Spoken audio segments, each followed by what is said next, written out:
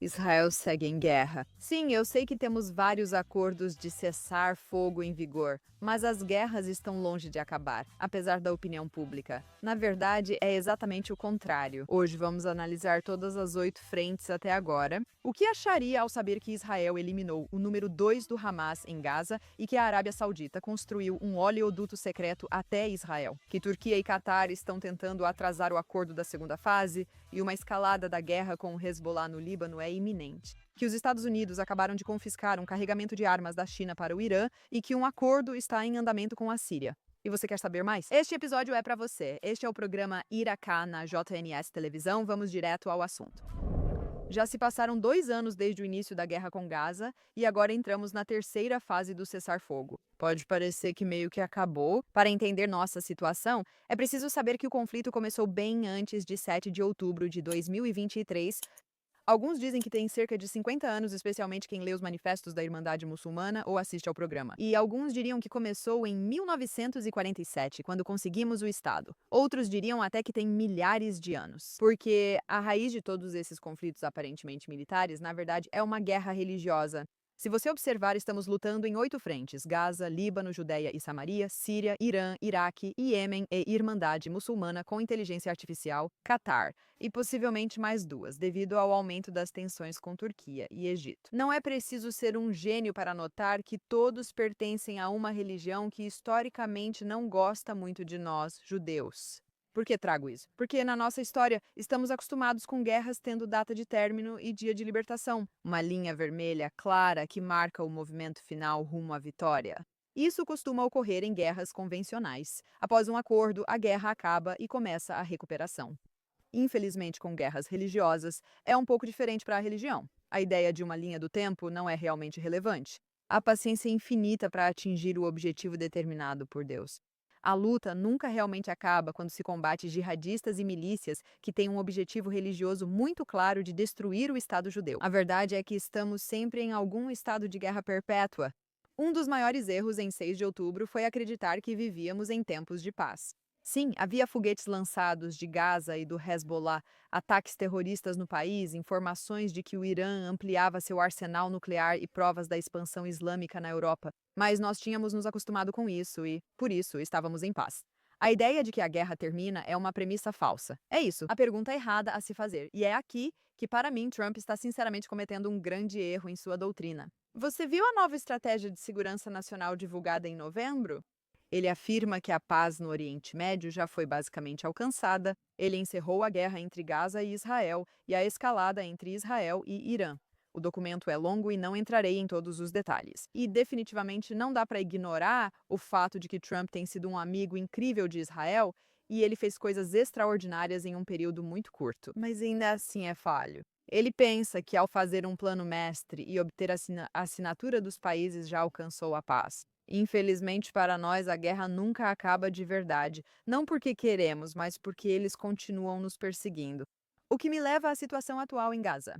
Agora você provavelmente já ouviu falar disso. No fim de semana, Israel eliminou o número 2 do Hamas. Saad foi um dos principais arquitetos militares e da produção de armas do Hamas, além de participar do dia 7 de outubro. Eliminá-lo enfraquece o poder militar deles. Foi uma execução ao veículo dele com outros 3 terroristas. E isso foi feito durante o que deveria ser o cessar-fogo, ou seja, sem combates entre os inimigos. Para os terroristas, cessar-fogo tem um significado diferente do que entendemos. Veja, o Hamas está se reorganizando rapidamente e tem violado tecnicamente o cessar-fogo diariamente. Nem todos os reféns foram devolvidos, ainda sabemos disso. Infelizmente, resta um. Estamos pensando nele e rezando para que ele volte logo. Isso mostra que não temos um cessar-fogo real, pois eles não cumprem nenhum termo. Mas, de qualquer forma, nossa definição de cessar-fogo mudou um pouco. Podemos não estar em combate constante ativamente. Apesar do fato de que o Hamas ainda está mirando nos nossos soldados e ferindo eles, o número de soldados feridos aumentou significativamente nas últimas semanas. Até agora, seguimos eliminando terroristas que cruzam a linha amarela. Seguimos buscando nossos reféns e reunindo provas, como o vídeo dos 6 acendendo velas no último Chanukah. Vídeo intenso, eliminamos terroristas específicos e perigosos. A ajuda chega em excesso a Gaza e tem surgido relatos absurdos, como esconderem fórmula infantil enviada às crianças para aumentar o número de mortes. Até a Anistia Internacional, organização de direitos humanos de esquerda e anti-Israel, finalmente os condenou por crimes de guerra contra a humanidade. Sim, para ser honesta, isso veio com 2 anos de atraso, mas nem eles conseguem mais ignorar. Mas esse novo estado de conflito perpétuo não é o que vai se tornar o novo normal. Aguardamos informações sobre a segunda fase do conflito, que é a mais importante. O acordo de cessar-fogo previa que todos os reféns seriam devolvidos em até 72 horas na primeira fase. Prisioneiros em Israel deveriam ser libertados. Hamas concorda em se desarmar, permitindo avançar para a segunda fase, com um plano de 20 etapas para reconstruir Gaza. Existe apenas uma falha fundamental em tudo isso, que é o pequeno fato de que o Hamas nunca, jamais, jamais, jamais, jamais, jamais, jamais, jamais, jamais, jamais, jamais, jamais vai se desarmar. E você não precisa acreditar só na minha palavra, isso é o que eles têm dito publicamente. Então, e agora? Bem, temos algumas questões, sendo a principal que Trump não quer que o cessar-fogo termine com Israel retomando a guerra. Ele quer aquela paz que prometeu, então está colocando uma pressão enorme para que os combates não sejam retomados, porque é exatamente isso que Israel deveria estar fazendo. Entrar lá com toda a pressão militar e trabalhar para desmantelar completamente o Hamas, esse era o nosso objetivo de guerra, e é isso que precisa acontecer para que Israel continue seguro.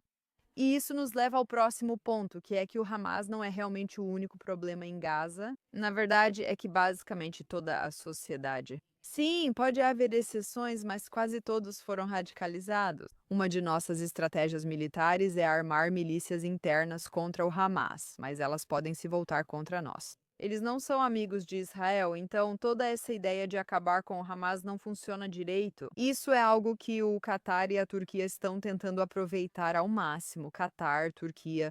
O que eles têm a ver com isso? Eles estão pressionando muito os Estados Unidos da América, dizendo que levará pelo menos 1 ou 2 anos para o Hamas ir para Assam. Até lá, devemos iniciar as próximas etapas da reconstrução de Gaza. Tão conveniente, só para você saber. Eles recusam diretamente cobrir os custos de remoção dos escombros, afirmando que Israel deve pagar. São bilhões de dólares que viriam diretamente do dinheiro dos contribuintes israelenses, e eu não aceito isso. As discussões continuam e pode haver um acordo temporário de 2 meses entre Trump, Israel e Catar para capturar o Hamas, ao Islã. A questão é: Israel vai ignorar os Estados Unidos da América ou tentará convencê-los e retomar a ofensiva militar? A segunda fase da reconstrução de Gaza começará sem a destruição do Hamas?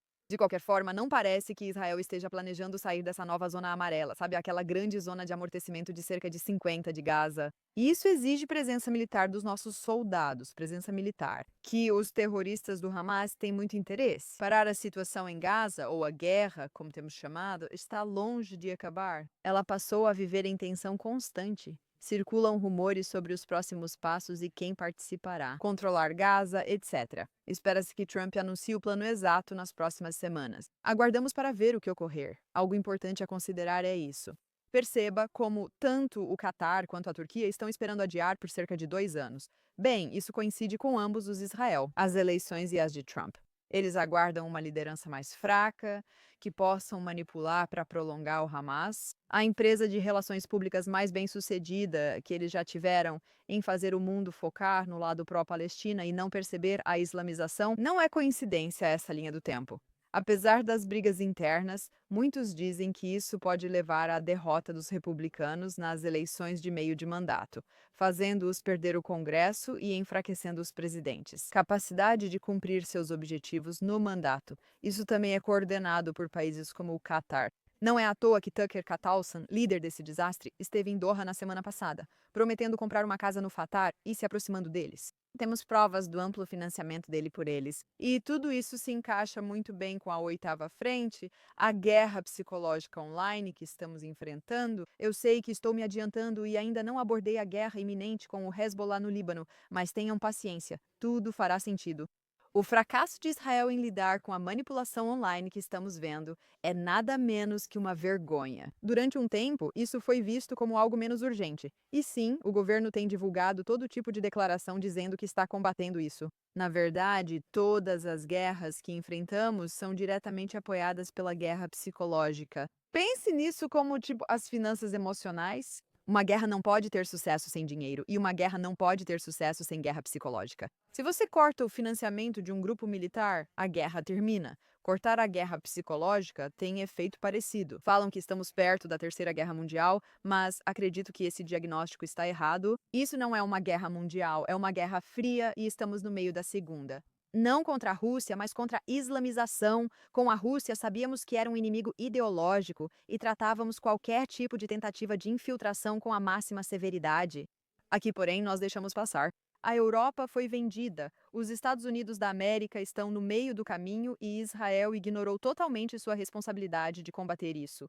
Não acho que seja pouco e tarde demais. Ainda vejo muita esperança. Mas a guerra diplomática e psicológica que estamos enfrentando não está apenas colocando judeus e nossos aliados ao redor do mundo em perigo. Isso prejudica nossas capacidades militares por embargos e pressão para não lutarmos como deveríamos, além de fortalecer nossos inimigos. Eles manipulam eleições não só nos Estados Unidos, tentando destruir o movimento republicano, mas também em Israel. Eles não estão apenas financiando conflitos internos, mas em um nível técnico, também estão tentando invadir nossos sistemas de votação. Isso é de acordo com o nosso controlador do Estado, que já alertou que não estamos preparados para um ataque cibernético. O que o Irã está se esforçando muito para organizar e manipular nossas eleições. Eles não querem Netanyahu no poder e acho que isso nos leva ao Irã. Nossa, meu Deus! Eles estão em apuros ou, mais precisamente, sem água nenhuma, já que o país está enfrentando um desastre hídrico incrivelmente grave. Agora você pode estar se perguntando por que, se o país deles está em um estado tão ruim, eles ainda estão tão obcecados em lutar contra Israel. Nesta semana, foi noticiado que os Estados Unidos da América apreenderam um cargueiro de armas da China para o Irã, com peças para reconstruir sua capacidade de disparo. Trump voltou a ameaçar as capacidades nucleares deles, dizendo que podem tentar, mas demorariam muito para se recuperar. E se eles quiserem voltar sem um acordo, então nós vamos destruir esse também.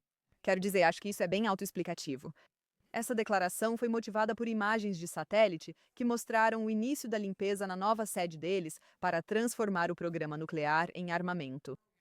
Tudo isso é para dizer que eles não pretendem parar com os ataques tão cedo. É evidente para quem lida com questões militares que a guerra com o Irã continua, não apenas com seus representantes no Iraque, Iêmen e Líbano, mas também diretamente com eles. Eles ainda possuem capacidades de mísseis balísticos que continuam sendo usadas ativamente. Na minha opinião, isso ocorre novamente por causa da doutrina equivocada de Trump, que nos fez cessar ataques ao Irã na Guerra de 12 dias, muito cedo. Poderíamos ter eliminado a maior parte das capacidades balísticas deles, mas ele nos impediu.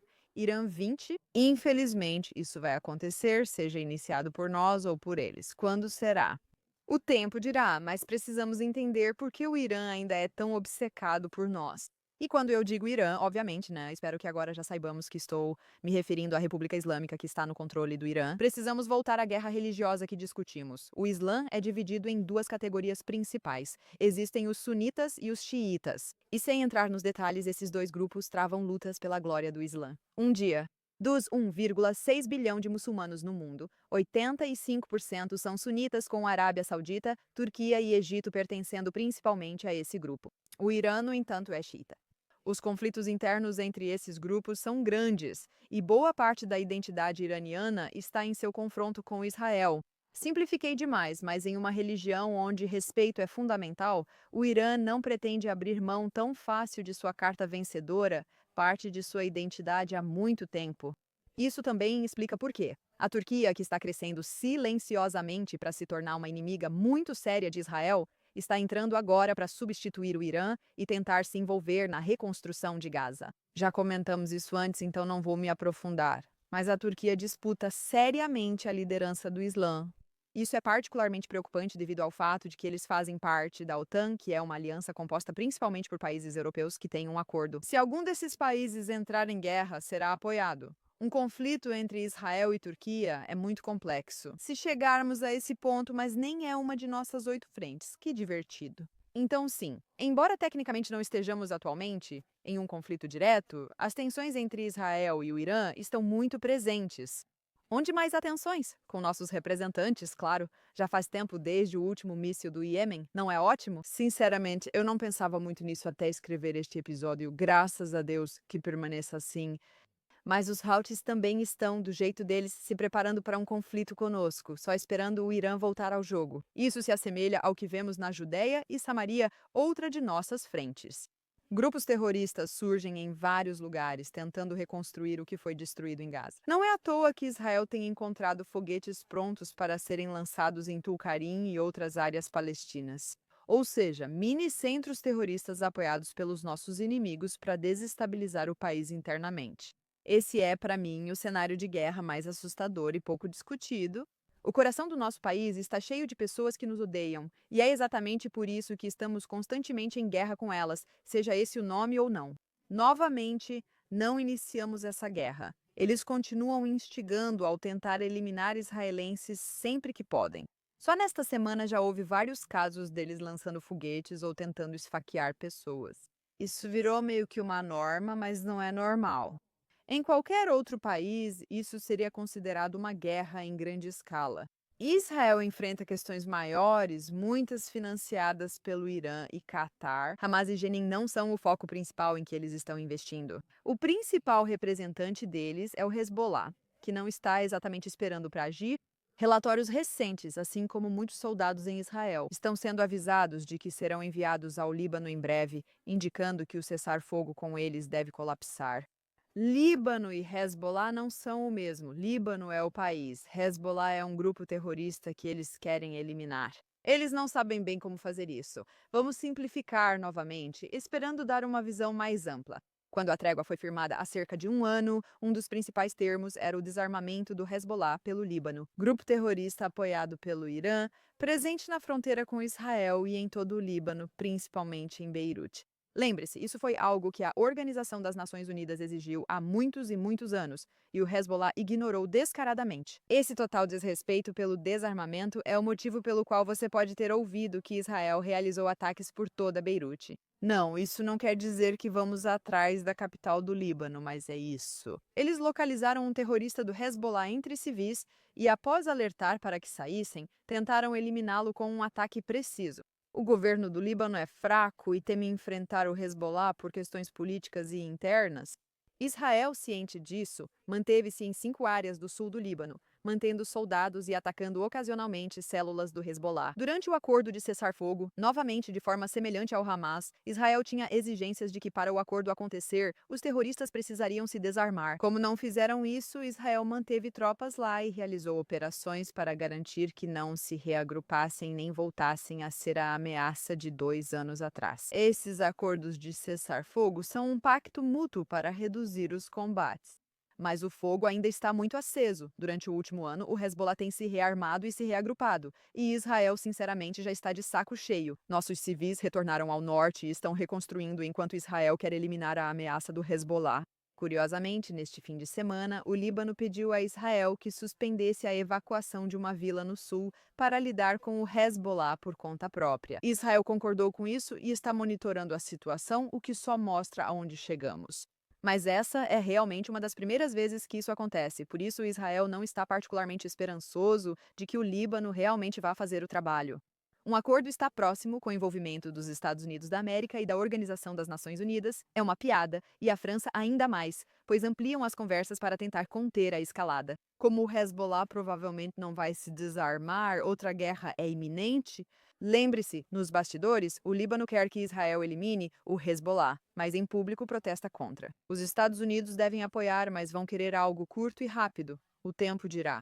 E onde mais os Estados Unidos estão super envolvidos? Na Síria, claro, mais uma frente. Já perdi a conta. Durante a guerra, Israel recuperou partes do Kermon, fronteira com a Síria, para criar uma zona de proteção após a queda do regime de Assad. Por quê? Por causa desse novo líder, ex-Al-Qaeda, Al-Julani, que até alguns anos atrás tinha uma recompensa de 10 milhões de dólares pela sua cabeça oferecida pelos Estados Unidos e que, no mês passado, agora vestido de terno, apareceu na Casa Branca. Israel não ficou exatamente convencido com a encenação e decidiu que provavelmente seria uma boa ideia criar uma zona de amortecimento de segurança em caso de possíveis escaladas. A situação na Síria é incrivelmente complexa, provavelmente é uma das mais complexas do Oriente Médio. A mediação dos Estados Unidos da América busca criar um acordo de segurança entre Israel e Síria. Está silencioso, mas está acontecendo, com Trump se aproximando de Al-Julani na esperança de mantê-lo sob seu controle. Tudo o que ele realmente precisa é que seu outro aliado, Israel, lute ao lado de Julani. Ainda não estou convencida de que isso dará certo como os Estados Unidos da América esperam, mas o tempo dirá. No entanto, sabemos que o Irã e seus representantes na Síria estão se esforçando muito para impedir qualquer acordo desse tipo. Nesta semana, 2 soldados e um civil americanos morreram na Síria pelo Estado Islâmico. Por quê? Bem, Israel, a normalização com os Estados Árabes nos dá legitimidade excessiva, algo que eles tentam evitar há anos e não gostam dos Estados Unidos. Nossa aliada Trump prometeu retaliação. E vamos ver se isso vai tornar as relações deles com a América e a Síria mais instáveis ou se só vai fortalecer a convicção deles. Precisamos fortalecer a liderança deles e restabelecer uma aliança com Israel, o que remete a um erro na abordagem de Trump. O complexo cenário da Síria não pode ser resolvido apenas com um acordo dos Estados Unidos da América, dinâmicas internas e tentativas de enfraquecer a liderança dificultam simplificar a paz. É assim que jihadistas agem. Muitos estados árabes veem que fazer paz com Israel é uma escolha inteligente e talvez benéfica agora. Mas para aqueles com objetivos religiosos, é a coisa que eles mais odeiam. É em parte por isso que sabemos que o Hamas lançou um ataque contra Israel justamente quando estávamos chegando perto de um acordo com a Arábia Saudita. Só para avisar, um acordo que ainda está definitivamente em negociação. Só para avisar. Você sabia que Israel e a Arábia Saudita construíram secretamente uma incrível fonte de energia submarina? Divulgando, mesmo sem relações normalizadas, chama-se Blue Raman e pertence ao Google. E conecta a gente à Arábia Saudita. Por quê? Assim, evitamos a ameaça dos Houthis e viramos centro do desenvolvimento de internet e inteligência artificial para o Ocidente. Os detalhes disso são sinceramente fascinantes. A internet mundial antes dependia do Egito, canal entre Ásia e Europa, mas não é mais confiável. Agora existe um canal da Arábia Saudita para a Jordânia chamado Raman e de Israel para a Europa chamado Blue, que se conecta em Israel através de Iraq. A Arábia Saudita aceitou por precisar do dinheiro e da segurança trazidos pela rota mais curta. Isso começou em 2019 e em 2024. Devido aos ataques dos Houthis e à instabilidade, os sauditas decidiram finalizar o projeto em sigilo. Israel agora vai ser o epicentro do desenvolvimento de inteligência artificial para o mundo. Considere a inteligência que temos com os centros de dados aqui e como os países do mundo terão que manter boas relações conosco. Essa é uma história paralela que leva ao ponto deste episódio. Começamos nos perguntando se Israel ainda está em guerra? Devolvo a pergunta: Israel ainda está em guerra? Acho que a resposta é simples. Sim. Talvez não tenhamos mísseis caindo constantemente sobre nossas cabeças, mas nossa situação de segurança está longe de ser simples ou resolvida. Estamos no meio disso, né? Com tudo mudando a qualquer momento, né? Infelizmente me pergunto se essa é a nova normalidade. Não acho. Com o tempo, acredito que Israel mostrará que não vale a pena continuar lutando contra ele. Percebo que mais países buscam negociar a paz conosco. À medida que eles entendem que nossa força e nossos recursos econômicos são algo que eles realmente desejam. O estrangulamento atinge o ápice em 4 anos. Economistas apontaram Israel como a terceira economia mais forte do mundo e com o mercado de capitais mais eficiente. A esperança para o futuro. Nem tudo é vazamento na guerra, mas é preciso paciência. As guerras, embora estejam latentes, não acabaram, estão longe disso. A simples verdade é que essa é a nossa nova realidade por enquanto, viver com conflitos ao nosso redor. Só quando construirmos algo forte e resiliente ficará claro ao mundo que não podem mexer conosco. Mas mesmo assim, esses são jihadistas religiosos. Eles não estão planejando parar tão cedo. Essa é uma grande parte do meu ressentimento com Israel por não levar realmente a sério as 8 frentes. Para termos força no Oriente Médio, precisamos parecer fortes, por isso temo as brigas internas. Querem que tenhamos liderança fraca. E isso também é meu problema com nossa dependência dos Estados Unidos da América. O entendimento deles não é o que realmente precisamos aqui. Eles entendem muitas coisas, mas na verdade não entendem. Entendem a mentalidade jihadista. A paz não interessa ao Oriente Médio, eles buscam força. E essa deve ser a estratégia com nossos inimigos. Sem concessões em Gaza, Hamas deve acabar. Nada de devolver terras tomadas na Síria. Julani precisa de gelo. É sério. Não podemos deixar o Irã reconstruir seu arsenal e devemos impedi-los a todo custo, assim como evitar que o Hezbollah comece uma guerra. Devem ser desarmados, com Catar e Turquia designados. Estados inimigos manipulam e incitam ódio contra nós, mesmo que isso signifique um desconforto temporário para nós. Para acabar com as guerras é preciso pensar no futuro e aceitar sacrifícios imediatos por benefícios duradouros. A situação da guerra é complicada e sim, estamos no meio disso, mas meio que se tornou o novo normal. Vamos orar para que esse novo normal fortaleça nossas habilidades militares, mantenha nossos soldados seguros e traga nosso último refém de volta para casa. que sejamos reconhecidos pela força e pela devoção que realmente temos como Estado judeu, como povo judeu, como um país mais do que capaz que nunca mais vai se acovardar. Que nossa liderança realmente se organize e saiba o que precisa fazer para conduzir o país para a próxima etapa. Uma etapa de prosperidade econômica inacreditável, capacidades militares e dissuasão em todos os lugares. Amém. Eu sou Irakai e vejo vocês na próxima vez.